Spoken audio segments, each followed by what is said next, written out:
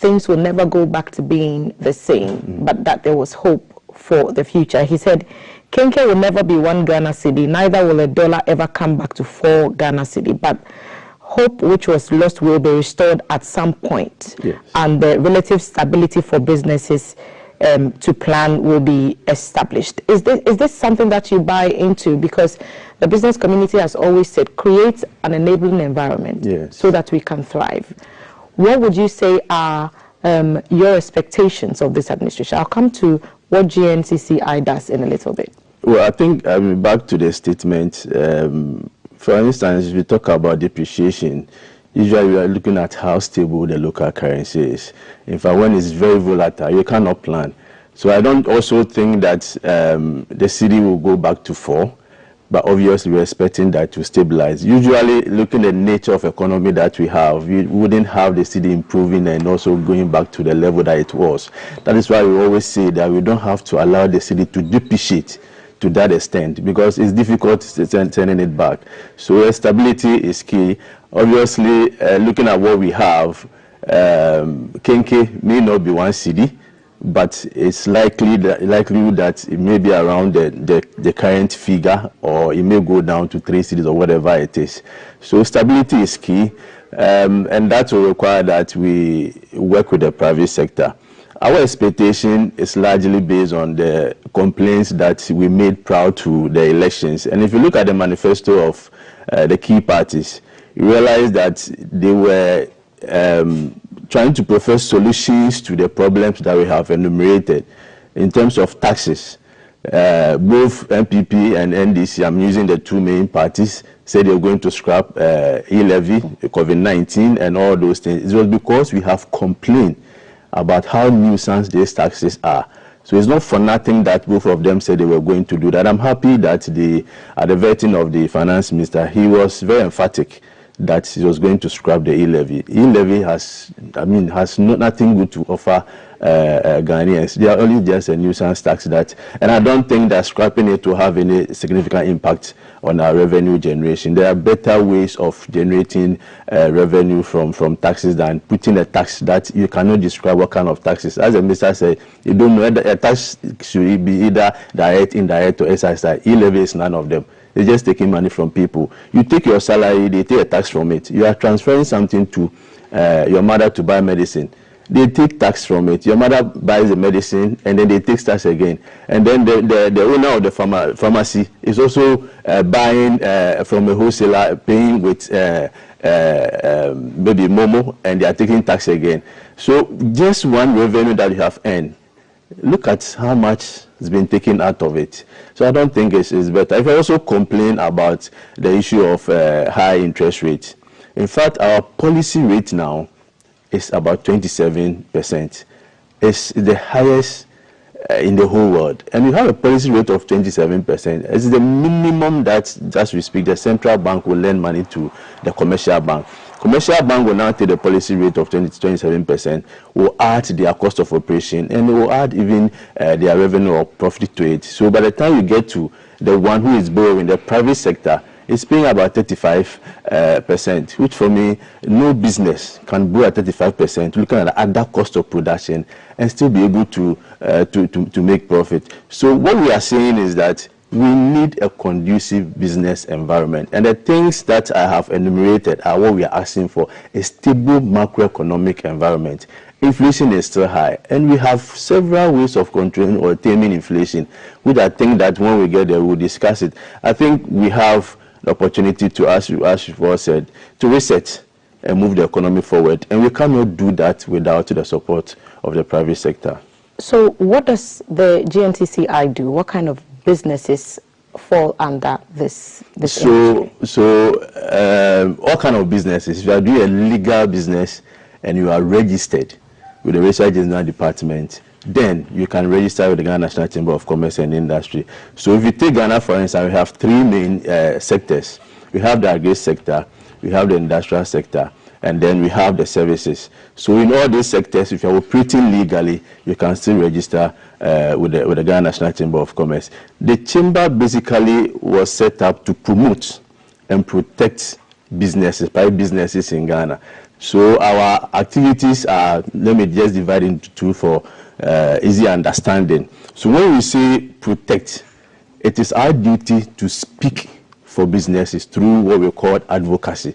So if government is coming out with a policy that we think is inimical to businesses, the individual business, assuming you have a business, your voice may not be so loud to get to the Minister of Finance, to get to the Minister of Trade, Minister of Agri, that this policy that you are bringing, it won't help my business. So it's our responsibility to now engage the key stakeholders like the ministries. That's why we had been advocating about this e-levy thing, and now it's being scrapped. So our advocacy actually has paid. Then we are speaking for businesses. So it is important that anytime government is coming out with policy, government engages the business community, and then we represent the business community. So we make proposals about what we think will help businesses. When we talk to them, they share with us their challenges and the possible solutions that they think that if government should embark on it to help them. So we also engage the various stakeholders and also ensure that these things are done. And then when it comes to promotion, we have what we call helping businesses get access to markets both locally and internationally. So we organize trade fairs locally and internationally. So if you have business, you have product you want to sell, we help you through trade fairs and through other chambers of commerce that we have. They've had a chamber of commerce in every country. So if you have a product you want to sell to maybe Nigeria, we can get in touch with the Chamber of Commerce in Nigeria. If you want to sell to America, we can all do the organized trade fairs. And then trade missions as well. I mean, you have an idea, you need an investor. We organize such people to go to other parts of the world to look for investment. And if there is a business community coming to Ghana and they want to meet the Ghanaian businesses, we organize them in what we call business to business. They come, they share ideas, and then if, I mean, your proposal is okay, they invest into your business. And also what we do is a capacity building. It is not enough to say I've set up a business. The sustainability of the business depends on how you run the business. And you know, in Ghana, a lot of businesses are SMEs. About close to 97% of our businesses are SMEs. What we even call the larger businesses in other jurisdictions are SMEs. So we help you, just give you the basic tool for you to be able to manage your business. For instance, I mean, simple bookkeeping. Businesses are collapsing because people are not able to keep account. Just simple account for you to know that I bought this, I've sold it for this, and this is my profit. There are instances where people will just walk into their business account, pick some of the money to buy clothes for funeral. By the time you realize your capital is gone, and then you say your business has collapsed, blaming possibly a wage or something, but it's because you have not managed your business properly. So we help you through some of these things, corporate governance related issues, management issues. So we build the capacity of the business community in this area. So if you have a business in Ghana and it's legally registered, you can register with the Ghana National Chamber of Commerce and Industry and benefit from all the things that I have enumerated. Just for clarity, so you're not a government body? Well, in fact, it's the only business association in Ghana that was set up by an LI. LI 611 of 1968. But the structure is that for us to be able to hold government accountable, we are not government entity. So government will not appoint a CEO, government will not appoint executives. So we manage it ourselves, even though we're set up by an LI. There's not a government entity. So we'll be able to hold government accountable. So if you are bringing a tax, if you are increasing policy rate, inflation is high, if there's corruption and killing businesses, they will be able to stand up and speak for these businesses. You don't want a situation, in fact, Kwame Nkrumah, for me, it was one of the best things that he did. A situation where you are speaking for business and government think that you are talking against them, and the next day the CEO, the president, all of them are gone. You won't get the support or even the courage to be able to ensure that the right environment is created for business. So we are not government, and even though we work closely with government, with the Ministry of Trade, Ministry of Finance, Foreign Affairs, Agri, because of what we do. Our members are within all these sectors, and we work closely with some of these ministers to ensure that they provide the right support for businesses. In the earlier analogy that I made about the KK and the dollar example, you talked about some of the priority areas for you, and I heard the stability for the local currency, stable prices on the market, taxes, inflation. You talked about high interest rates. What really are the priority areas that you want government to focus on? it's already, the finance minister has already, or designate, has already told Ghanaians. In fact, President Mahama's 120-day contract said he will scrap some taxes. So where specifically do you want to be prioritized? Which areas specifically? Well, I think some of these things are related. In trying to solve one, you would have solved the other. So what we are asking for is a conducive business environment. And all the things that you enumerated, if they are not, if they are too high, let me put it that way, they negatively impact the business environment and businesses. So if you take, for instance, inflation, inflation, the basic definition is a consistent and appreciable increase in general price level. What are the variables that will cause inflation? We have the monetary aspect and we have the fiscal aspect. That's why I've said that the monetary part and the fiscal part should be able to work together. Now, if you have the central bank controlling inflation and bringing or increasing the policy rate, and then you have the Minister of Finance increasing taxes, it increases the cost of production of businesses. And for a business, in determining your prices, you look at your cost of production and you put a margin on it. So anytime your cost of production goes up, the prices will go up, and it will go a long way also to increase inflation. So when you take some of these taxes out, nuisance taxes out, you would have reduced the cost of production of a typical business person, and that will mean that the cost will go down, and then inflation will also go down. If you take, for instance, agric, if businesses within the sector are doing very well, food prices will likely to go down. Inflation for Ghana at the end of December was 23.8, but food inflation was 27.3. Food inflation. And I wonder why we still have high food inflation in this country. Look at the lands and all those that we have. In fact, we are told some basic items like herrings contribute significantly to the high prices of food on the market. And exactly. I wonder why. Exactly. But the food, it's not that sometimes we don't have, we have it, but the cost of transporting food is also very high. So you have high fares. So a woman who has produced cassava or whatever it is from the village will now have to transport the food to Accra. If it's, it's 5 cedis there, by the time it gets there, it's 10 cedis. And the price will go up, feeds into inflation. In fact, food constitutes close to 50% of a typical household. The money that you have, you will spend about 45%, 50% on food. It means that anytime food prices goes up, you are likely to become a bit poorer any day, because you will not be able to buy the same quantity that you are buying to feed. Otherwise, you need to cut down on other expenditure to be able to buy food. So if you are able to concentrate on improving the agri sector, food inflation will come down, and obviously the general inflation will come down. The depreciation that we are experiencing is also feeding into high inflation. If I'm importing, right, and the cedi is depreciating, it means that I need more cedis to be able to import because the cedi is depreciating. By the time I'm able to import, my cost of importation would have gone up. Not talking about the taxes at the port. So you add the taxes, depreciation. By the time you're able to clear your goods, cost is up. You will sell it at a price lower than your cost. So inflation will go up. So all these things are related. So you can't say that you are solving one and leaving the other and ensure that the environment will improve. That is why I'm happy, if you listen to the Minister of Finance, he was able to link all these macroeconomic variables together and how they are going to improve on them. That is the only way we are going to see improvement in the business environment. So it's not about prioritizing one and leaving the other. Otherwise, you will not get the result that you want. If you are reducing taxes, make sure that you are anchoring also your depreciation. Means the cedi is also being stable. You are ensuring that the farmers who are there, you are supporting them to produce at a lower price. You are also ensuring that if you are transporting food from wherever it is to the market, the cost of transportation is also low. That is the only time we'll be able to improve the business environment and improve the economy as a whole. So I believe that they should tackle it. I don't think that within a year, we are going to expect a very massive change from what we are experiencing now. In macroeconomics variables, when they deteriorate, it takes much longer time to bring them back. So at the first place, you don't allow them to get to that level. That's why we're asking whether the cedi will get. The cedi will not get to fall because something exchange rate overshooting.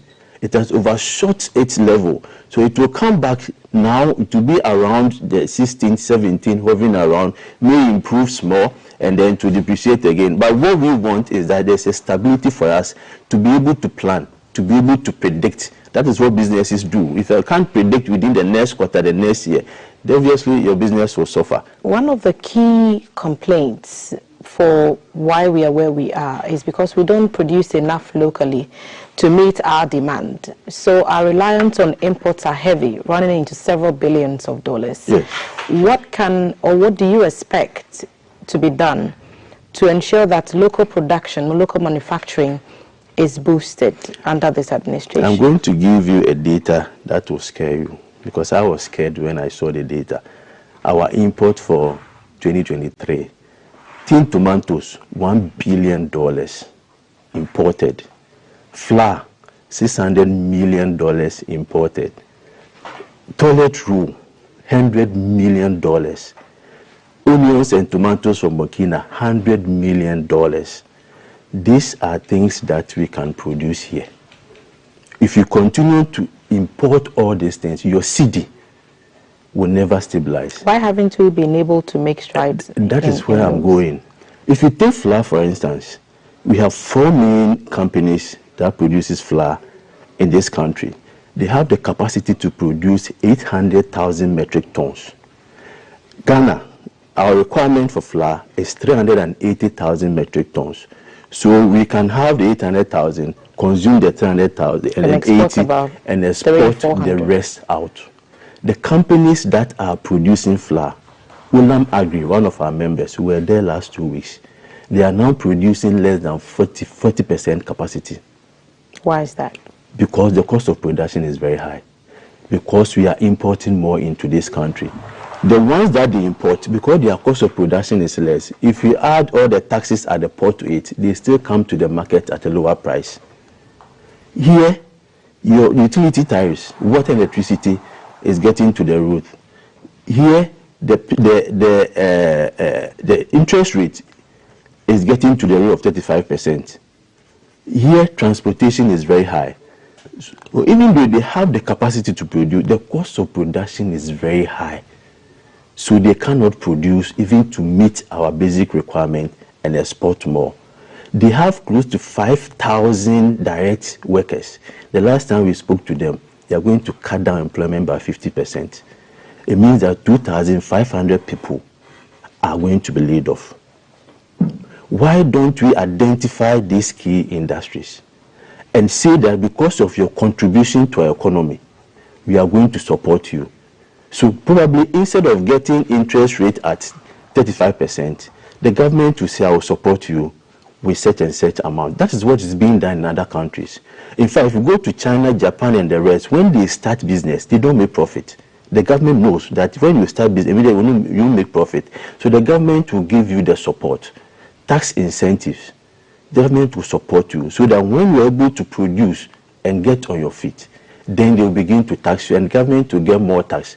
In Ghana, the moment you start production, we have offloaded all our taxes. Even before you start production, we are taxing you. Wema, one of our members, produces Phyto.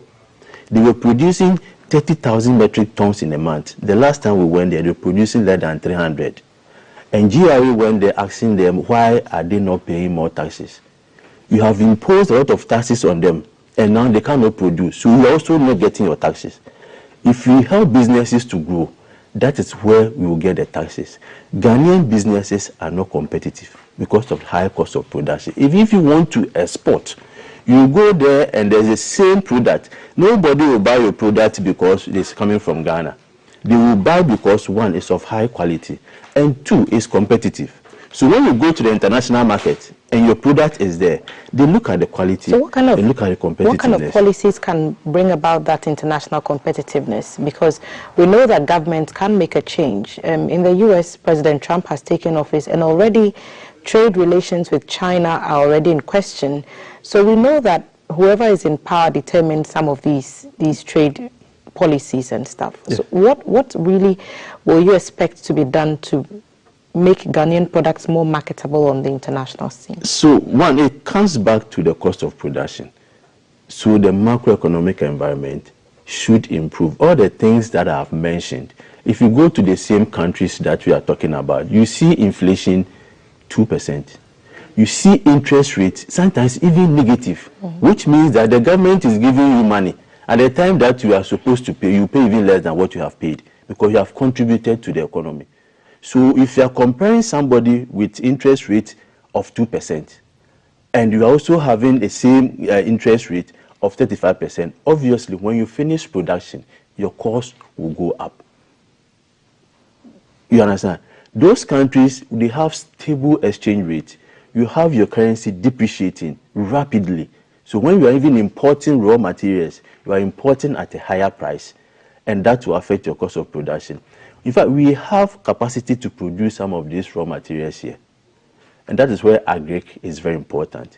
We need to link agric to industry so that we don't have to import some of this raw material. Assuming we have a tomato factory here producing tin tomato, and we have farmers who are producing tomatoes. They feed directly into the factory, and we don't have to import tomatoes from Benin and Burkina and the rest. So it's a holistic policy that we need to put together to ensure that, one, we support the private sector, two, we create the right environment. In fact, in other countries, if you are producing and you want to export, the government will help you to be able to access this market. So we are saying that you are exporting to Japan, for instance. You don't have money. What we do is that we support the business by paying probably when you are having trade fair. In fact, Ghana used to do that when we have EDIF. When our members are going to do exhibition, they support businesses. And when they go, they're able to sell, they're able to get demand, and then they expand.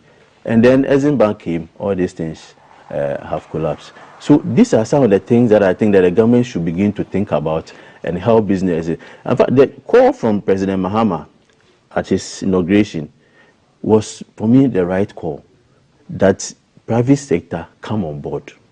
Economic development is not only about government.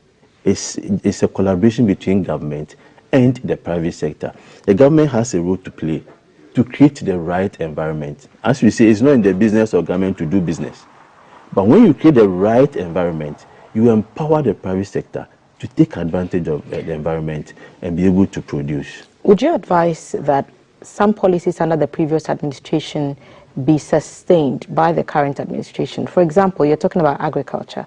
Whatever the bottlenecks there were, the vision for planting for food and jobs, and for one district, one factory, and for one village, one dam, and all those things were well-intentioned. Would you advocate for some of those to be upgraded, improved, reviewed? Obviously. I won't sit here and say that all the policies that were introduced by the former government were all bad. Some were brilliant ideas. If you take the planting for food and jobs, the idea was perfect, that we are not going to import food, so we are going to plant here and then create jobs. And whilst we do that, we are feeding the industries as well. Brilliant idea. What happened to the implementation? That is where we have to go and ask whether the objectives for which we set up these policies have been achieved. If they have not been achieved, what were the challenges? How do we improve on that? There's no way, I mean, you don't have to come out with any other, even if it comes out, it's going to be similar. So the one that we have started, let us do proper analysis of it and see how we can improve it. If you take one district, one factory, brilliant idea. The idea was import substitution, goods that we were importing that we can produce. We can now begin to, produce them so that we don't import. And when we are able to meet the local demand, we export the rest. So we were supposed to serve one district, one factory.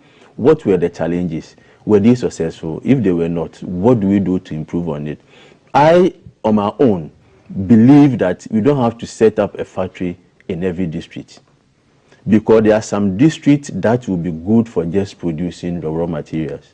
There are some districts that will be good for the factories. So let's identify those districts good for providing the raw material and those districts that will be good for the factories and set them up so that we don't by political expedience, we set up factories, so many factories, and they are not really doing well. I have suggested to the Minister of Trade, the one who will be vetted today, and I've said it over and over again, that we have potential in certain sectors. One is the pharmaceutical industry. In fact, the countries around us, they export pharmaceutical products from us. The other one is cosmetics. We have potential in cosmetics as well. And then the plastics, the pollutants and other things that we export most of them to the neighboring countries. We have potential in those areas. If we decide as a country that every year we are going to take 10 businesses with the potential to produce locally and export and support them, within the 4 years of President Mahama, we would have 40 multinationals. Instead of setting up one district that we go and we don't know where the factories are. But I'm sure that some of your businesses have benefited from such initiatives in the past, have they? Yes, some have benefited, and those who benefited are doing well. There's some level of consistency also in that. We shouldn't play any political card with it. If you are MPP, NDC, and you are doing well, it is in the interest of the country. In fact, President Mahama in his previous administration supported some pharmaceutical industries, and they were doing well.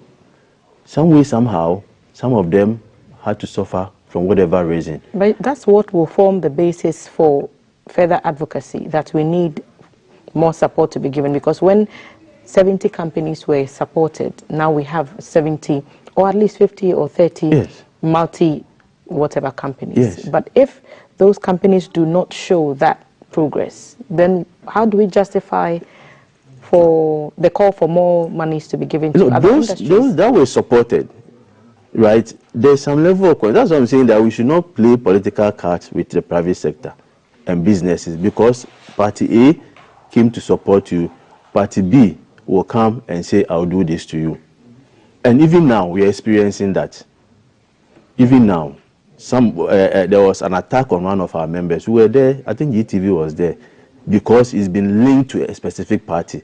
So people walk to the factory, steal things, destroy things, and they move away.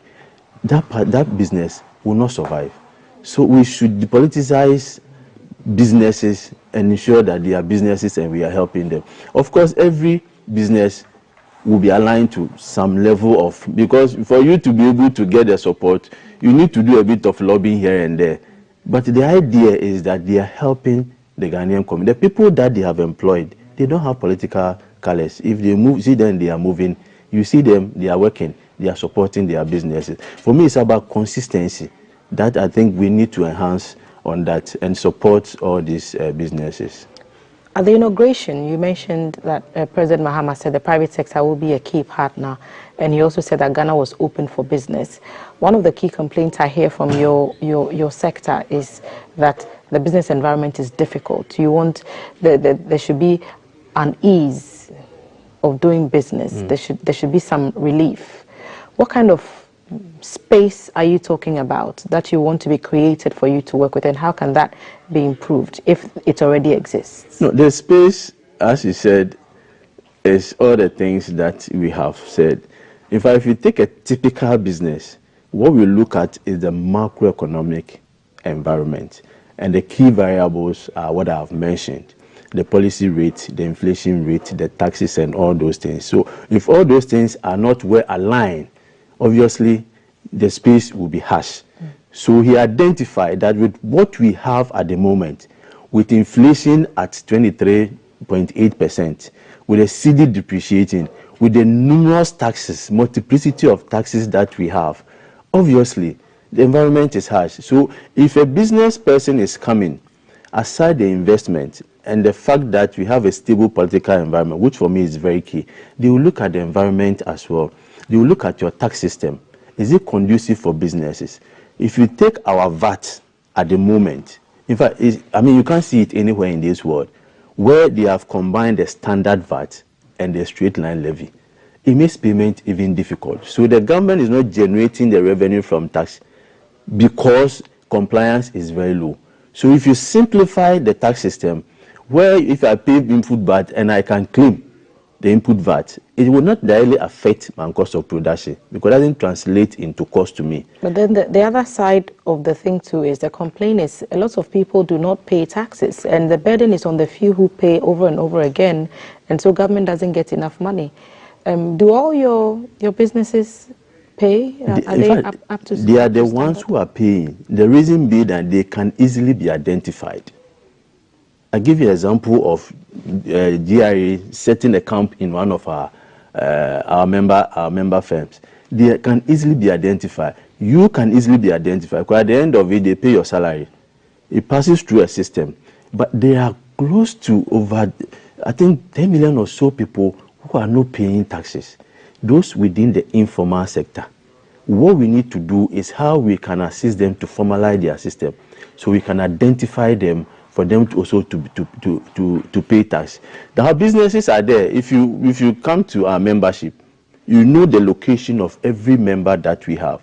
So if GRA wants to go to them, they are not paying, they can walk there and ensure that they pay. But those who carry things and they are moving around, you see somebody's the boot of his car doing huge business, but he's not paying any cedi. They are not monitoring that. So the only few people that they can identify, they are the ones that they go to. We have said that we need to broaden the tax net. I mean, we said this long ago. I have not seen any concrete effort or policy in broadening the tax net because... What do you think that would entail? No, it entails identify those who are not paying. Go to the market now. The people there, the kind of revenue they are making, but they will pay 1 cedi tax to you. You, at the end of the month, look at your salary and look at the proportion that you are paying as tax.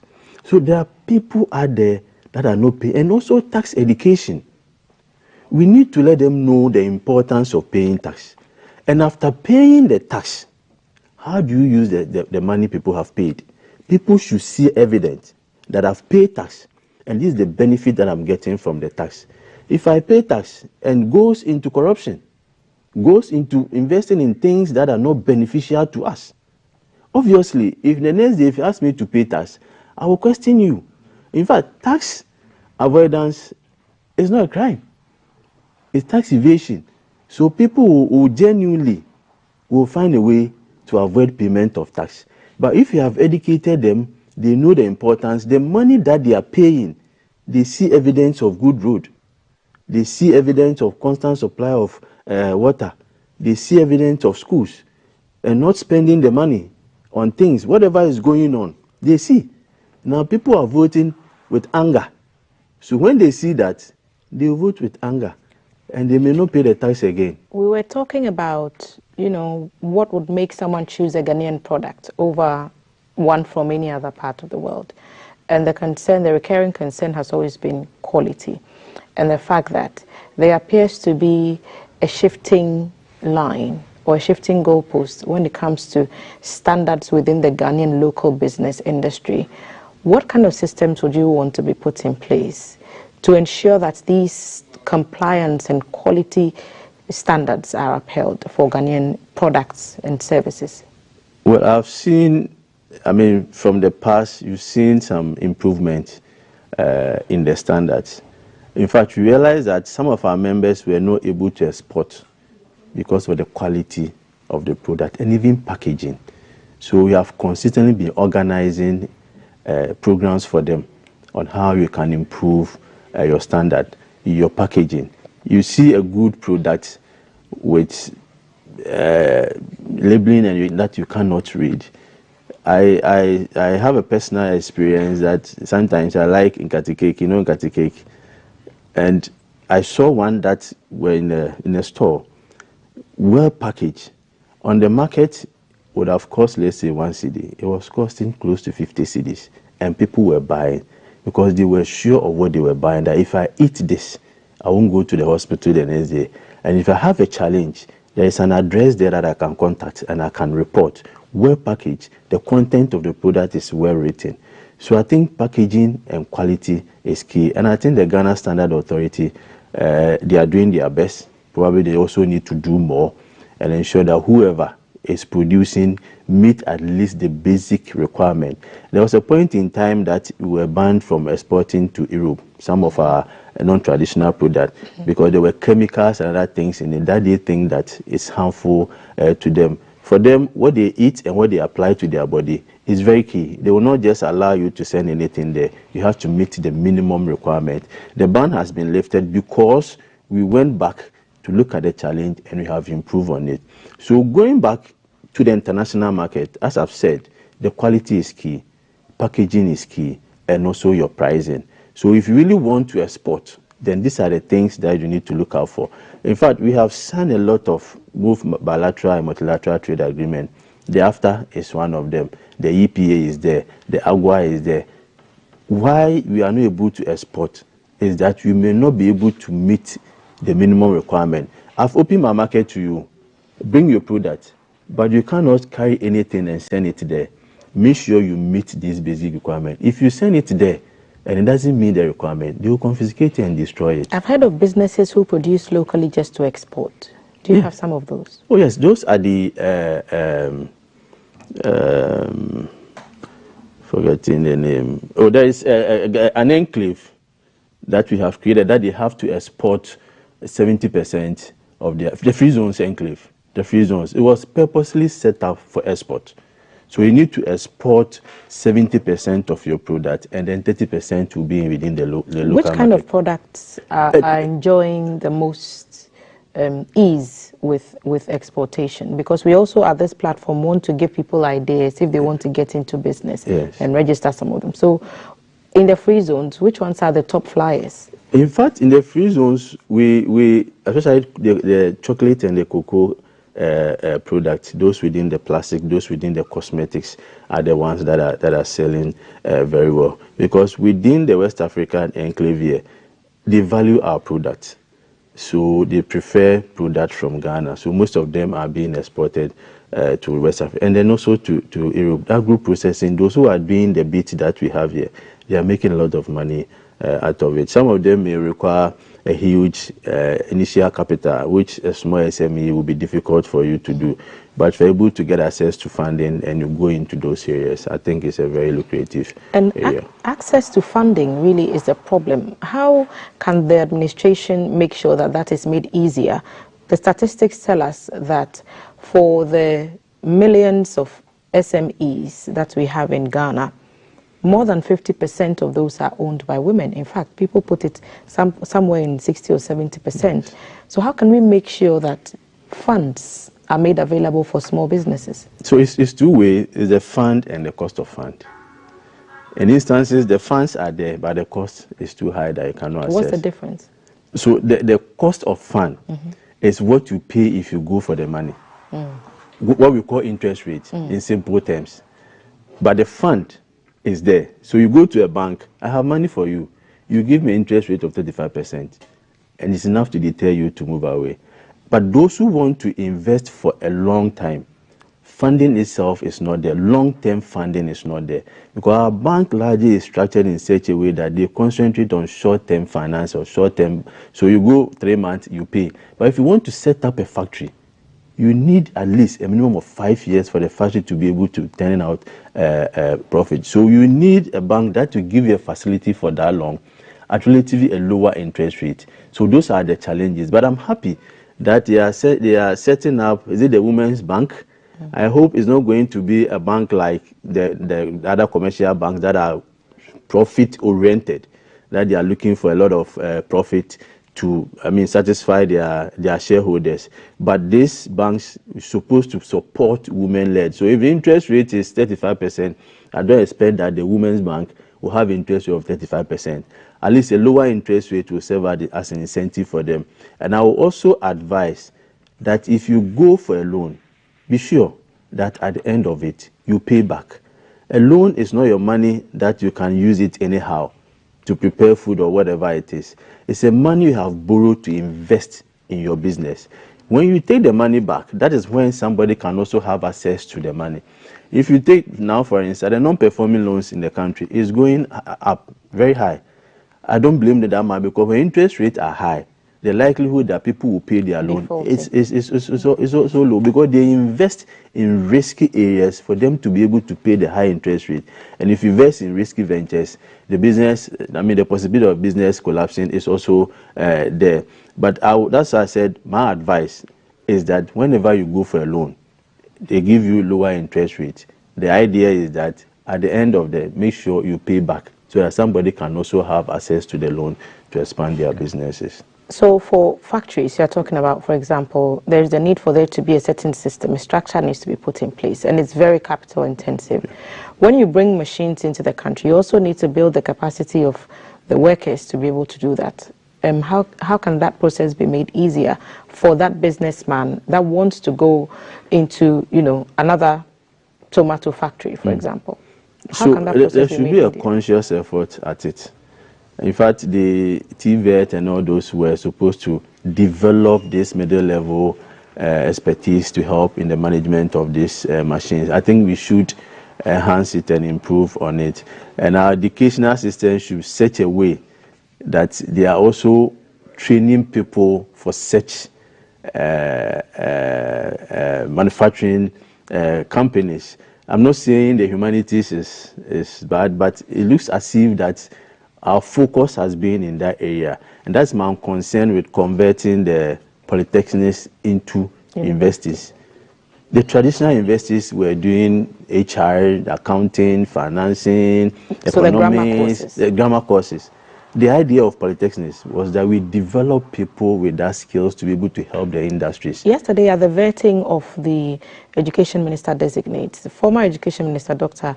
Educhum, asked the nominee if the STEM system that the previous administration had put in place would be continued. And it's because, according to him, developing the skills, the technical and vocational skills, and he did indicate that that would continue. So perhaps on the training side, we are yet to see. But then what's the extent of your engagement with government? How much space do you have? Do you have a seat at the table with government to be able to push some of these goals, expectations that you have? Obviously. In fact, it will also be in the interest of the government to also come to the table with us. Come to your table? No, but what I'm saying is that it's a win-win situation. So much as we want to go to government should also would want to talk to us. In fact, I was talking about engagement even before the Minister of Trade, even before her vetting. I mean, she's contacted the key stakeholders to know the challenges that we are going through. And that, for me, is a good start. The consultation is key. So we have, on several occasions, there are several platforms that we use to engage government. In fact, before the budget is released, we are given the opportunity to send our inputs, which we do. If there are issues, we write to the government. Sometimes they create a platform for us to come and engage, and if there are solutions, we offer. For me, is very important. So the government should open its doors for us, and we are ready to work with the government. In fact, we have already written to His Excellency and the team to meet them regarding the 24 hours and how, as business, private sector, we can help the government to succeed. Because the 24 hours, whatever it is being created for the private sector, for us to succeed, for us to expand. So if you are doing something and the person you are doing it for, you don't engage the person, you end up not doing the right thing. That is the challenge we've had with policy engagement. Sometimes you won't hear anything. And with some of these taxes, before you realize, the tax is out there. The people that are supposed to pay the tax, you have not engaged them to know even what their challenges are, whether they will comply, whether they will be able to pay. You don't engage them. You bring the tax there, you want your tax revenue. The businesses are collapsing. Who is going to pay the tax? So engagement and consultation is key.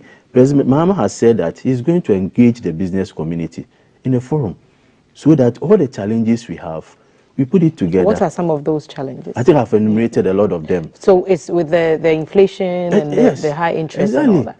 And that support. But the opportunities, because when you talk about the problems, you also need to paint a brighter picture. So the opportunities, do you think that the Ghanaian business, the typical Ghanaian business, has a bright future as it stands now? Of course. And we have the best businesses in this country. I mean, businesses that can challenge any other business anywhere. What is lacking is the support for those businesses. We did a research about potential export to just Burkina Faso for 5 years. If you are exporting the things, the cosmetics and other things, you'll be able to generate $5 billion in 5 years, just Burkina Faso alone. Who are those producing? They are Ghanaians. They have the potential, they have the capacity. Whatever it is that we need to provide. In fact, if you do a typical analysis for a Ghanaian business, they always make profit before taxes and all those things. It's only when this, what we call these externalities, when you take account of them, that they run into losses. Because when you do your sales and your expenditure, your gross profit is always high. Now they come in, you pay your interest costs, you pay all these taxes and all those things. Then by the time you are done, you're running at a loss. I have no doubt about the potential of a typical Ghanaian business in producing and meeting our basic requirement. What we have been lacking is the support to these businesses. I want to bring in, you mentioned the minister designate. For the first time, we are having a trade and industry ministry that has the added responsibility of also promoting agribusiness. And when Madam Elizabeth Ofosu-Adjare reached out to you, what were the indications that you picked from her? She is the first woman to have this portfolio with the addition of agribusiness. Yes. Would you say she's well placed? She her nomination? Yes, I have no doubt. I mean, I know a bit about his business ideas and other things, but from what he did within the tourism industry, where it was very challenging, the innovation that she brought in there, I think that with the support, she should be able to do that. And for me, she should be able to engage more with the business community, which I've told her that the business community can make and not make her. So you should engage more. We are ready to support. I think she has every capacity to ensure to move the Ministry of Trade and Industry forward. The agribusiness is not a separate thing. I mean, within the Ministry of Trade and Industry, all these things were there. Because now we are giving it a full the Ministry focus. of Agri still exists. Yeah, exactly. So it's the processing part of it, which is still industry, manufacturing, that is being now given a specific focus within the ministry, but it's already been there.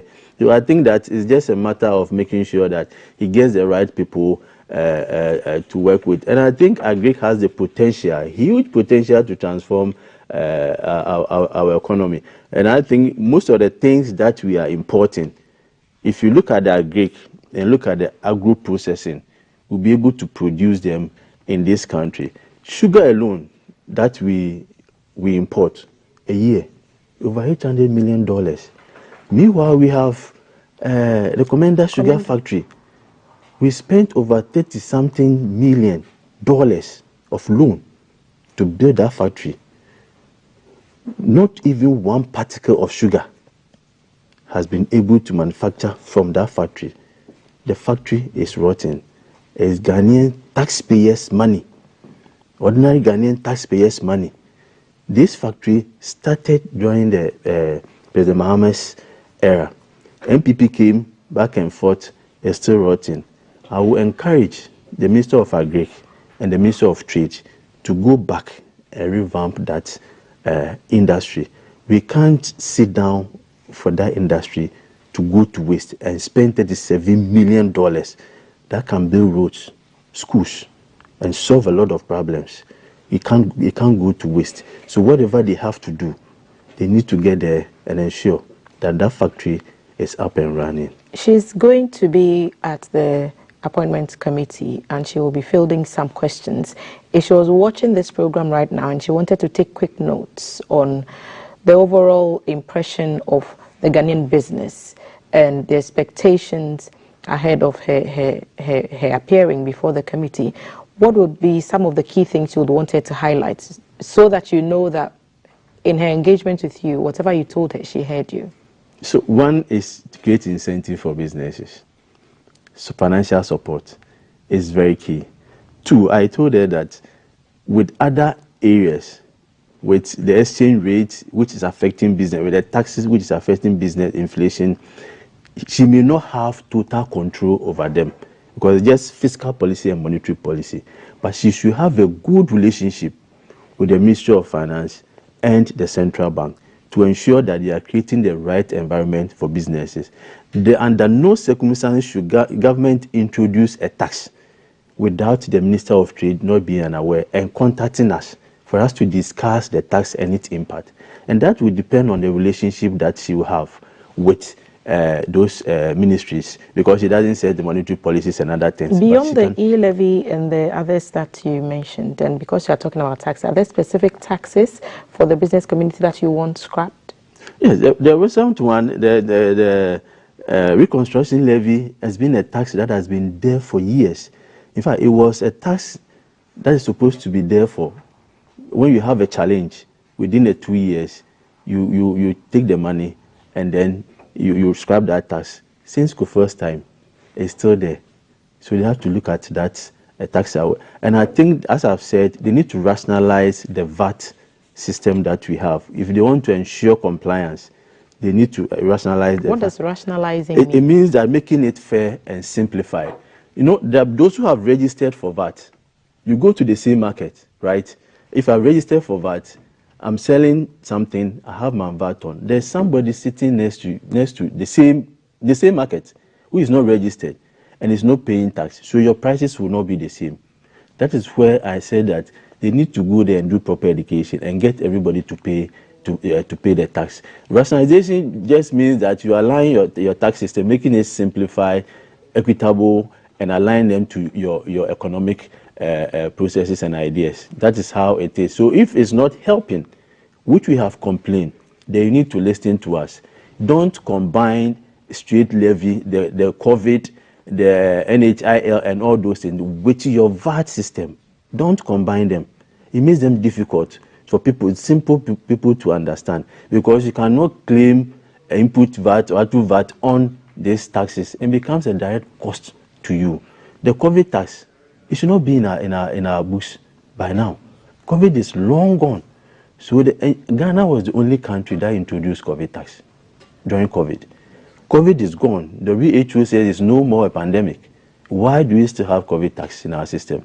Have you bought something recently and look at the number of taxes? Have you tried? Recently we needed wires for wiring projects. The cost was 200,000. Out of that, close to 30-something% was taxes. So we said no to, we cannot buy tax alone, 30-something,000. So the factory, they have manufactured it. People are not buying because taxes are very high. If the taxes should go down, then people will now be able to buy. They will manufacture more. They will expand, employ more. Our unemployment rate is going up. As I speak to you, about 1.5 million youth, they don't have job. So a government does not create job. For the chamber that you represent, how many people do you employ, for example? I wouldn't be able to. We have 10,000 members.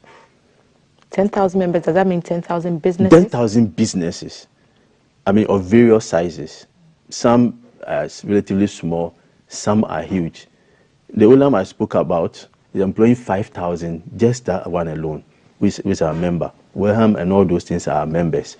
So if you have 10,000 business, just do a simple, assuming on average, just assume that they are all employing just 3 or 5 people. You can look at the numbers. Okay, let me talk to you about technology, for example. Is that adequate, do you think? Does it exist? Do you have the necessary innovative, if it's digital, if it's, you know, all these new age mechanisms, ways of doing things? Is it adequate for the business community, do you think? I think we can improve on it. I mean, with the STEM that they are doing and other innovative ideas, I think we have to improve on it. And that's where we can engage the youth more in those areas. And it will require a lot of research, a lot of investment. Countries that are advanced in technology are countries that invested in that space.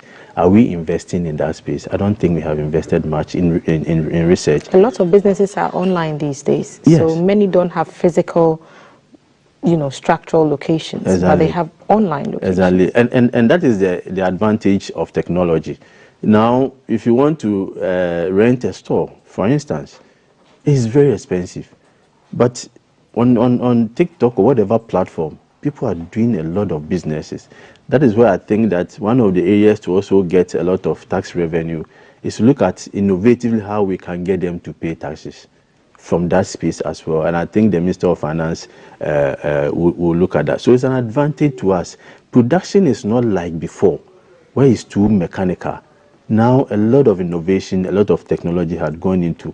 So if you are producing, let's say, 5 tons, with the same material, you could produce almost 10 tons because of the technology that you have introduced. So I think that we need to do more. We have the opportunity to do more. Let's invest in those in this very space and also encourage more people to go into that area as well.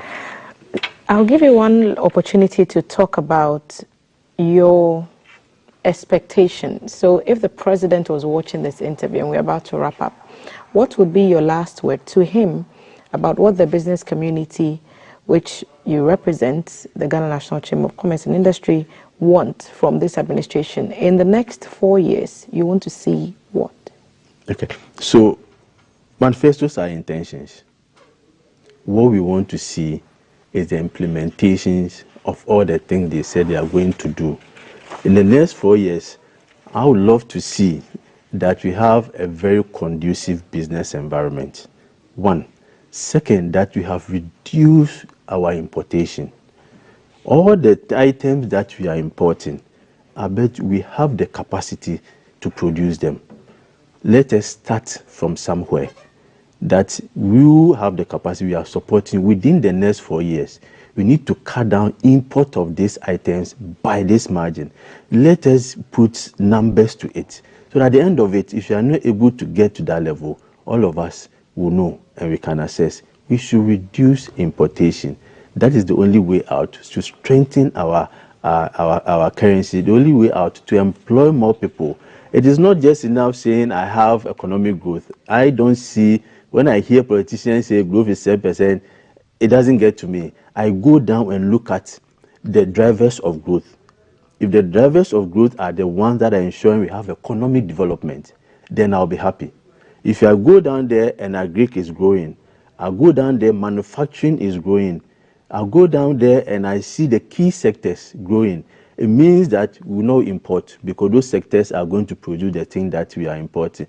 Then poverty can be reduced. But if you have growth that is not inclusive, a growth that is not creating the employment, for me, it's not something we should talk about. So the growth that I would want to see within the next 4 years are growth that are inclusive.